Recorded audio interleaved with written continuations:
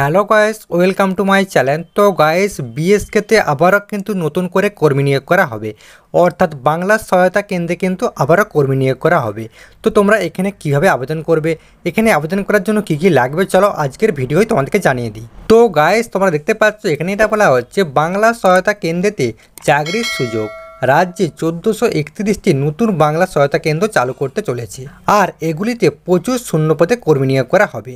সবকটি পদ মিলিয়ে মোট শূন্যপদ রয়েছে 2862টি। এই চাকরি পদে আবেদন করার জন্য প্রার্থীদের শিক্ষাগত যোগ্যতা হিসাবে ন্যূনতম উচ্চ মাধ্যমিক পাস করতে হবে। নিয়োগ করার পর তাদের প্রতি মাসে 12,000 টাকা করে দেওয়া হবে। যারা সংশ্লিষ্ট পদে চাকরির জন্য আবেদন করবে তাদের প্রথমে একটি লিখিত পরীক্ষা নেওয়া হবে। এরপর কম্পিউটার টেস্ট ও ডকুমেন্ট ভেরিফিকেশনের মাধ্যমে তাদের নির্দিষ্ট পদে নিয়োগ করা হবে। তবে অনেক সময় শুধুমাত্র ইন্টারভিউয়ের মাধ্যমে প্রার্থীদের নির্বাচন করে নির্দিষ্ট পদে নিয়োগ করা হয়। ওয়েবেল টেকনোলজি লিমিটেডের তরফ থেকে প্রার্থীদের ইন্টারভিউ নেওয়া হয়ে থাকে। যেসব রাজ্যের সংশ্লিষ্ট চাকরির পদে আবেদন করতে ইচ্ছুক তাদের ওয়েবেল টেকনোলজির অফিসিয়াল ওয়েবসাইটে গিয়ে অনলাইন থেকে আবেদন করতে হবে। তো গাইস, এখনও কিন্তু আবেদনের ডেট জানানো হয়নি।